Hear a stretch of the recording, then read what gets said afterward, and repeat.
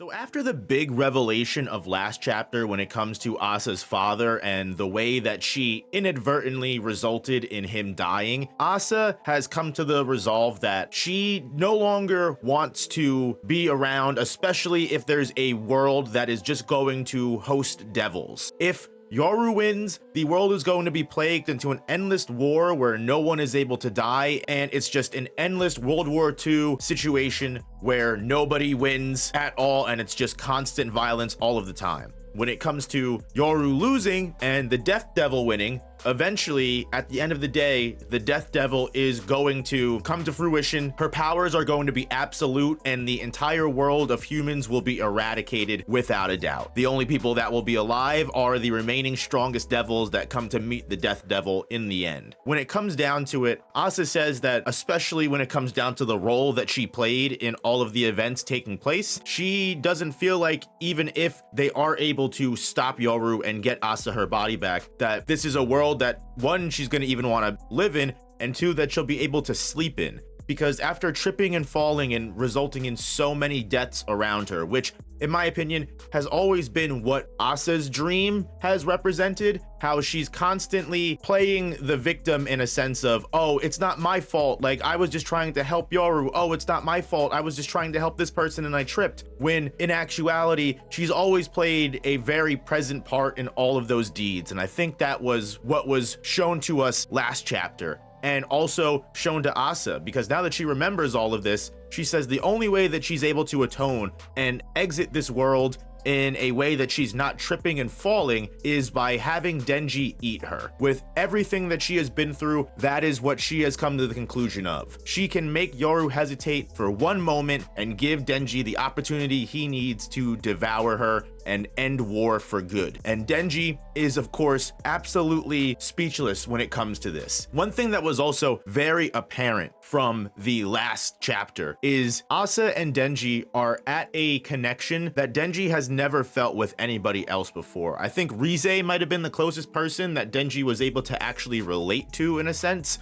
but now with the reveal of Asa's father and them being able to share a laugh at them both considering themselves awful people for the things that they've done in the past, but Denji, after everything he went through in part 1 and especially in part 2, having to rehash all of these thoughts over and over again until Denji finally came to a conclusion that might have been for himself at the crossroads here, even though it's out of the goodness of her heart, and even though it's a answer to a question that Denji has even felt once in and of itself. Not even that long ago, Denji thought that he doesn't deserve to live and he was a terrible person and that he should just die. And now Asa is in this exact same situation, and not knowing what to say to her to change her mind like Asa once changed his, we cut to the moment outside of the mental realm where Pochita and Yoru have been just duking it out, battling and killing each other non-stop. However, as discussed inside of the mental realm, Asa has, built up enough control of her body to take control of the War Devil for 1 second and shoot a finger bang directly into her head, giving the perfect opportunity as well as multiple different allies helping. You have the Death Devil throwing out the Guillotine Devil to help. You have the Famine Devil giving Pochita the blood he needs to recover. And you even have the Sword Devil, who a lot of people forgot was even still there, jumping in and doing some extra damage and blows to War as she's trying to heal in order to keep her incapacitated long enough for Pochita to devour her and end the battle for good. This video is sponsored by GamerSupps, the ultimate energy and focus formula. Use my code NOOP now for 10% off, and thank you GamerSupps for sponsoring the channel. But I think it's very clear after what Asa said, even though she believes that Denji is, because of the way that not only he looks but the way that he acts and is, he might actually thrive in a world of only devils. And that's something that I've kind of thought since the very beginning of part 2, and there was always an assumption that the world would be thrown into a mass of just devils and it would be a devil world that we live in. Denji, I think, would do just fine just based off of the way that he acts, and honestly, having the Chainsaw Man powers, I think he'd be able to live a life that he'd be genuinely happy with. However, now realizing that it's not all about being Chainsaw Man and there's more to being Chainsaw Man than just fighting evil. There's also people that you need to protect. There's also people that you need to look out for. And most importantly, something that the Fire Devil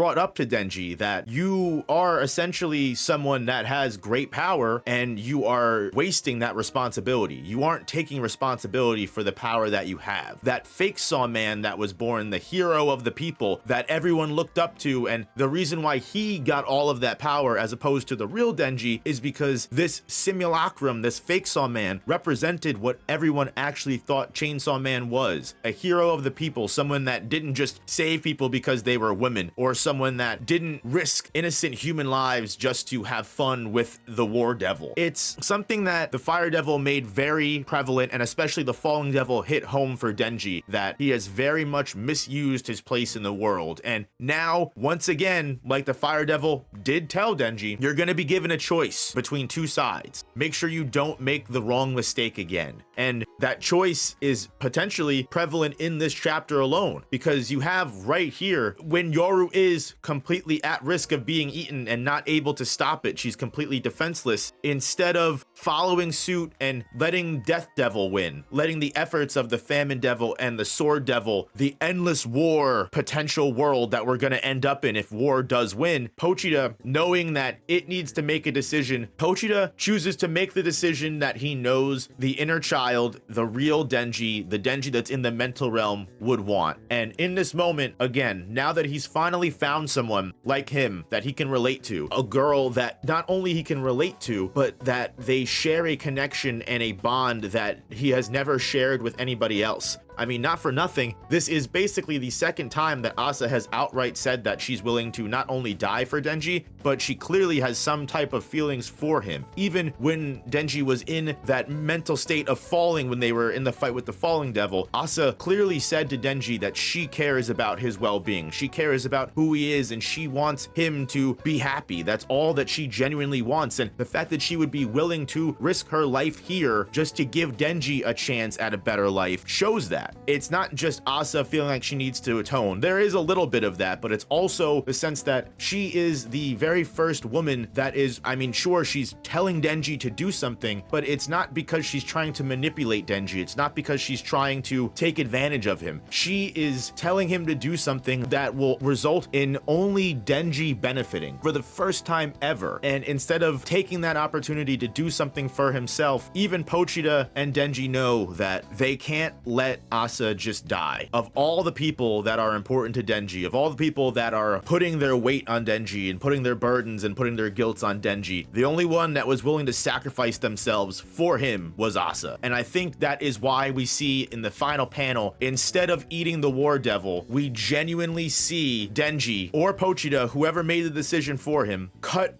right through Famine, Death, and Sword and the Guillotine Devil instead of attacking Yoru when she was weakened. And is this Pochita siding with War? Most likely not, because in my opinion, even though this was Denji looking like he chose one side, probably with the Fire Devil thinking that he chose the wrong choice. However, Denji is always someone that sees another way out. Pochita is always someone that, learning from Denji, will see a way out. In my opinion, when you have the two sides of war and death, and both of them resulting in a terrible world, one with an endless war and violence where one, Chainsaw Man and Denji don't exist and Asa is completely possessed by Yoru forever, and two, you have a world where, sure, we don't have endless war, but all humanity is destroyed and it's just a world of devils, and even though Denji would thrive here, he'd be alone. He wouldn't have someone that understood him for the first time in Millennium. And in my opinion, as someone that way back in the beginning of part 2, who saw a car of people being thrown away as also a single person being thrown, and instead of making a choice between the two, Denji chose the middle path, the third option that no one else saw but him, to save the cat. I think that is exactly what we're gonna see, just as I've been saying it for many videos now. But guys, let me know what your thoughts are on this chapter, and let me know what you think is going to happen next. Is Pochita just crazy? Was this the wrong decision? I'm honestly curious to hear what the community thinks. And most importantly, don't forget, I've got plenty of other Chainsaw Man videos, not just even on this channel talking about the primal fears, but also on the main channel, No Operator. I just did a video talking about Sukuna and how long he would survive in the Chainsaw Man world. I also have videos about how Chainsaw Man would do in the Shibuya incident from Jujutsu Kaisen. Plenty of different stuff to check out if you're looking for that stuff and looking for more content to binge. Also got the gaming channel and the Storytime channel if you're interested in that. Links will all be in the description, and I'll catch you guys next time. Peace.